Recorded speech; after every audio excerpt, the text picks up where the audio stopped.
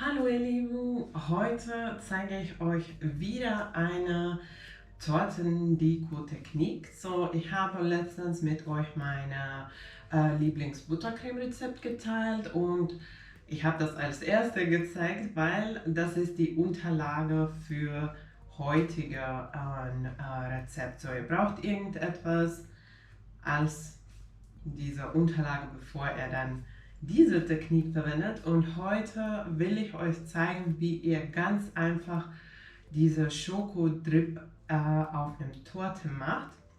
Ihr kennt diesen Trend bestimmt. Es ist schon ein paar Jahre her, aber ich finde, es ist immer noch sehr aktuell und viele lieben diese Torten. Ich liebe diese Torten, weil die sehen super schön aus und das ist eine ganz einfache Technik. Man kann das dann danach noch mit Beeren oder mit Süßigkeiten dekorieren oder auch mit Fondant-Deko. Deswegen mag ich diese Technik, weil man kann die so vielfältig verwenden. In meinem Video werde ich dir zeigen, wie du diese Drip in perfekter Konsistenz bringst, ohne wirklich eine genaue Rezept zu geben, weil man muss auf die Konsistenz achten, um die schön flüssig zu kriegen, um die Drips dann schön zu machen. Und für den Drip brauchst du dann auch keine bestimmte Werkzeug, weil das geht ganz einfach mit einem Löffel. Lasst uns mit dem Rezept anfangen. Wenn ihr eine Schokoladendip macht, was eigentlich eine Schokoladenganache ist, dann müsst ihr immer die Zutaten wiegen, dann klappt die Ganache auch. Ich werde erstmal hier meine Schokolade wiegen. Ich verwende dunkle Schokolade, 70% und alle Details dazu findet ihr unten in Beschreibung. So, ich habe 31 Gramm Schokolade und jetzt werde ich die gleiche Menge oder die gleiche Gewicht Schlagsahne dazugeben. Und jetzt werde ich die Sahne mit Schokolade in Mikrowelle schmelzen in 10 Sekunden Takt. Und nach jeder 10 Sekunden werde ich schauen, wie es aussieht. Ihr könnt es aber auch im Wasserbad schmelzen. Dazu werde ich euch auch alles in Beschreibung erklären. Und jetzt sieht es aus, als alles schon geschmolzen ist. Ich sehe nur so paar kleine Stückchen und dafür muss ich die Dip nicht mehr erhitzen. Ich werde es einfach so 1 Minute stehen lassen, dann kurz rühren und diese kleinen Stückchen werden schon selber schmelzen. Und so sieht es jetzt aus. Es ist ein bisschen dickflüssig geworden, deswegen werde ich jetzt ein bisschen Sahne dazugeben. Es ist sehr wichtig, auf die Konsistenz aufzupassen, weil jede Schokolade ist ein bisschen anders und einfach dann mit Sahne die Konsistenz anpassen. Ich werde die Sahne nach und nach geben und auf die Konsistenz jetzt aufpassen. Wenn wir ein bisschen mehr Sahne dazugeben, die Drips werden dünner und schön auf die Torte so fließen. Wenn ihr das nicht so magt, aber magt, dass die Drips ganz klein so am ganz Rand sind, dann könnt ihr die Ganache auch ein bisschen dickflüssiger lassen. So sieht es jetzt aus, aber ich werde noch ein bisschen Sahne dazugeben, weil die Torte ist auch ganz kalt und die Drip muss schon ein bisschen flüssiger sein, um die Drips, diese Tröpfchen ganz schön auf die Torte zu kriegen.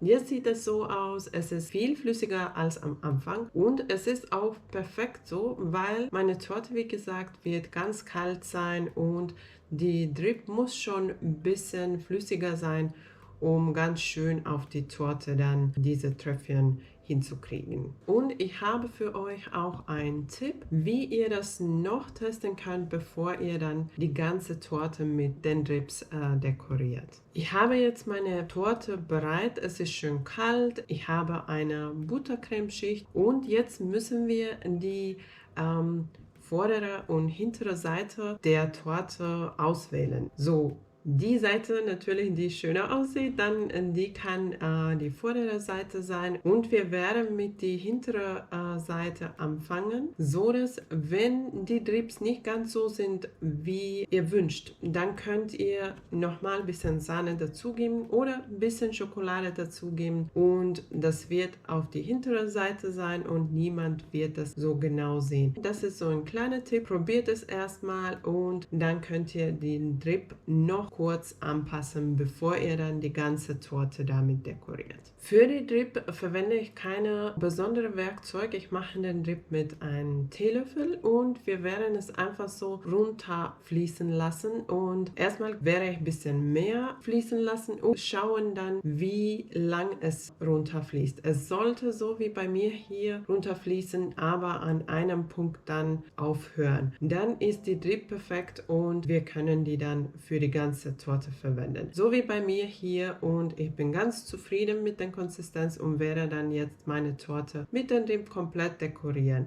Und ihr könnt dann ein bisschen weniger fließen lassen oder ein bisschen mehr, um die Länge von den Drips so zu kontrollieren. Und dann, wenn ihr möchtet, nach die Drips fertig sind, könnt ihr auch die Torte von oben mit Schokoganache dekorieren. Oder ihr könnt auch ein bisschen mit Streusel dekorieren oder mit verschiedenen Spritzdechniken, nach eurer Wahl. Wenn ihr mit Creme noch dekorieren möchtet, mit Buttercreme, dann lasst die Drip erst ganz kurz fester werden und fängt erst dann an mit dem Buttercreme-Deko. Und ich hoffe, es sieht nicht schwierig aus. Es ist nicht schwierig, wenn ihr euch auf die Konsistenz konzentriert und testet, wie ich auch gezeigt habe, dann klappt das immer und die Drip wird auch ganz schön. Ich liebe diese Technik, weil es so vielfältig ist und man kann dann die mit vielen verschiedenen anderen Techniken kombinieren. Ich hoffe, dir hat das Rezept gefallen und du hast was Neues gelernt. Ich finde, viele denken, dass die Schokodips sehr schwierig zu machen ist und es klappt nicht immer.